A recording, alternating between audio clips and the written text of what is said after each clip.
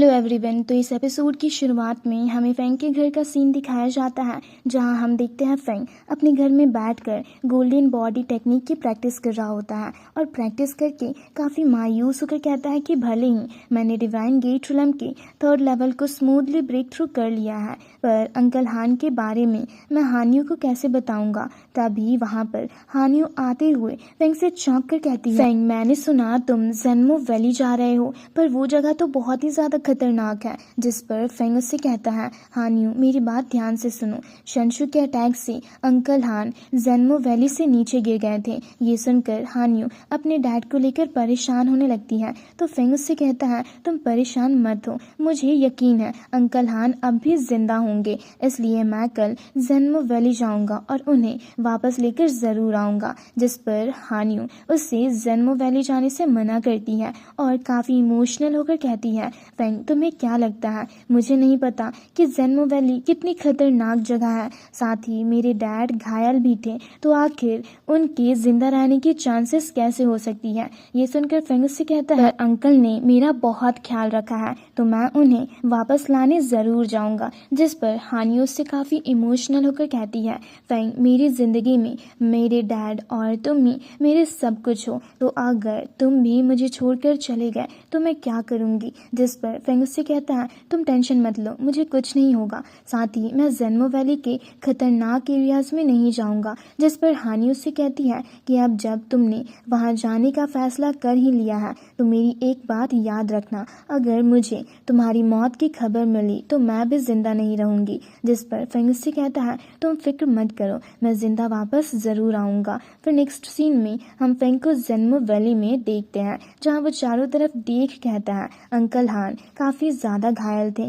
तो वो ज़रूर खुद को हील करने के लिए किसी ऐसी जगह पर गए होंगे जहाँ पर स्पिरिचुअल एनर्जी ज़्यादा होगी। तभी अचानक से उससे एक डेमोनिक हैंड जकड़ने की कोशिश करता है, जिससे बचकर फेंग दूसरी ओर देखता है तो एक लड़की कुछ मॉन्स्टर से फाइट कर रही होती है। ये देख फेंग भी उसकी मदद के लिए उसके पास जाता है, पर वो उसके पास जाता उससे पहले ही वो लड़की उन मॉन्स्टर्स को खत्म कर देती है और कहती है, तुम जैसे वीक मॉन्स्टर्स मेरा रास्ता रोकने की हिम्मत कर रहे हैं। तभी फेंग के खांसने की आवाज सुनकर वो लड़की उसे भी मॉन्स्टर समझकर उस पर हमला कर देती है। तो फेंग उसके अटैक को डॉज करते हुए कहता है, मैं कोई मॉन्स्टर नहीं हूँ, मैं तो यहाँ तुम्हारी मदद करने आया था। पर वो लड़की उसकी बातों का यकीन नहीं करती और फिर से उस पर अटैक करती है, जिसे फेंग अपने स्लैश अटैक के जरिए काफी आसानी से ब्लॉक कर देता है। ये देख वो लड़की उससे कहती है, अगली मॉन्स्टर तुम्हारी स्ट्रेंथ तो काफी अच्छी है, तो बताओ तुम मेरे पीछे क्यों आए हो। ये सुनकर फेंग उससे गुस्से से कहता है,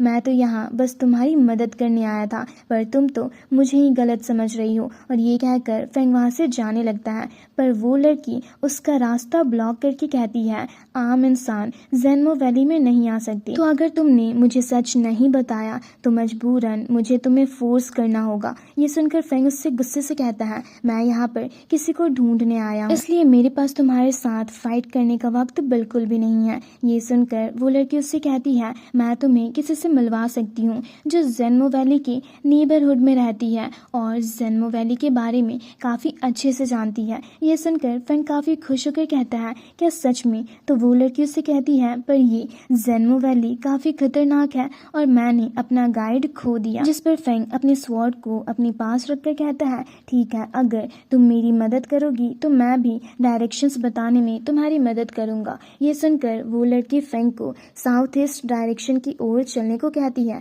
जिसे सुनकर फेंग उस डायरेक्शन की ओर जाने लगता है। फिर नेक्स्ट सीन में हम 2 लोगों को देखते हैं जो एक मॉन्स्टर को खत्म कर देते हैं, जिनमें से एक फेंग जी शेंग नाम का बंदा अपनी दोस्त यू लिंग लॉन्ग से कहता है, तुम फिक्र मत करो, ये ज़ेनमो वैली जितना कहा जाता है उतना भी खतरनाक नहीं है, तो हम लोग यहाँ पर सील को ढूंढ सकते हैं। तभी वो लड़की फेंग को वहाँ लेकर आती है, जिसे देख फेंग जी जिचैन कहता है, फेंग नु तुम यहाँ क्यों आई हो। तो फेंग नु उनसे कहती है, मैं यहाँ तुमसे फाइट करने नहीं आई, बल्कि ये अगली मॉन्स्टर यहाँ पर अपने रिलेटिव को ढूंढ रहा है, इसलिए मदद के लिए मैं इसे तुम्हारे पास लेकर आई हूँ। जिसे देख यू लिंग लॉन्ग चौंक के कहती है, चेन फेंग, और दौड़ते हुए उसके पास जाती है। वहीं उसे देख फेंग भी चौंक कर कहता है, यू लिंग लॉन्ग तुम यहाँ, और वो भी उसके पास जाता है। तो उसके पास पास पहुंचकर यू लिंगलोंग उससे कहती है, ये तुम्हारी कैसी हालत हो गई है, आखिर ये किसने किया। जिसे सुनकर फेंग उसे इशारे से फेंगनू को दिखाता है। ये सुनकर यू लिंगलोंग कहती है, अच्छा तो इसने तुम्हें बुली किया है। जिस पर फेंगनू कहती है, मैंने किसी को बुली नहीं किया। तभी यू लिंगलोंग फेंग के फेस को साफ करती है तो उसे देख फेंगनू कहती है, अच्छा तो ये काफी हैंडसम है। वहीं ये सब देख Feng Ji Chang Yu Linglong से फेंग के बारे में पूछता है तो यू लिंगलोंग उससे कहती है कि ये मेरा दोस्त चेन फेंग है जिसने पहले मेरी काफी मदद की है। वहीं ये सब सुनकर फेंग उससे अंकल हान के बारे में बताता है और जो जगह सबसे ज्यादा स्पिरिचुअल एनर्जी कंटेन करती है उसके बारे में पूछता है तो यू लिंगलोंग उससे कहती है, यहाँ चारों तरफ ज्यादातर एविल ऑरा ही मौजूद है, स्पिरिचुअल एनर्जी नहीं। इसलिए अगर मैं अदर वर्ड्स में कहूँ तो जिस पर फेंग उससे कहता है, इसका मतलब अंकल हान जहाँ पर सबसे कम एविल ऑरा मौजूद है वहीं पर गए हैं, ना कि उस जगह पर जहाँ पर स्पिरिचुअल एनर्जी मौजूद है। और उसके लिए वो लिंगलोंग को थैंक्स कहता है।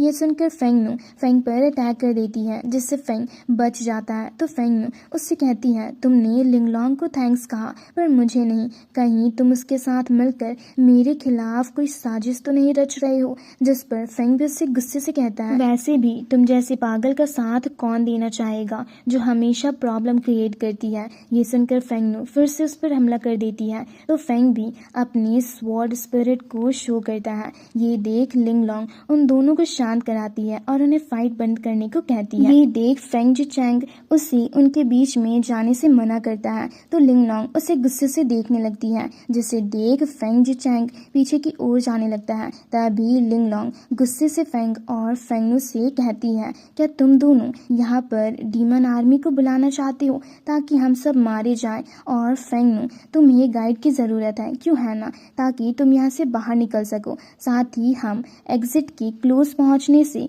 उस जगह पर पहुँच जाएंगे जहाँ पर एविल ऑरा कम होती है। तो तुम इंतजार करो जब तक फेंग अपने अंकल को ढूंढ ना ले, उसके बाद तुम भी उसके साथ यहाँ से बाहर चली जाना। ये सुनकर फेंगनू अपनी नुकीले वेपन को अपने पास रख लेती है और कहती है, ठीक है। तो फेंग भी अपने स्वॉर्ड को अपने पास रखकर लिंगलोंग से कहता है कि तुम्हारे कहने पर फेंगनू को मैं अपने साथ ले जाने के लिए तैयार हूँ। ये सुनकर फेंगनू वहाँ से आगे जाते हुए सबको चलने को कहती है। ये सुनकर फेंग भी लिंगलोंग के साथ उसके पीछे जाता है, जिससे जाता देख फेंग जी चैंग भी उनके पीछे दौड़ते हुए जाता है। और इसी के साथ हमारा ये एपिसोड यहीं पर खत्म होता है। तो अगर आप लोगों को ये वीडियो अच्छी लगी होगी तो इस वीडियो को लाइक और इस पर एक प्यार सा कमेंट जरूर करना। जल्दी ही मिलते हैं इसके एक और एपिसोड के साथ। Thanks for watching.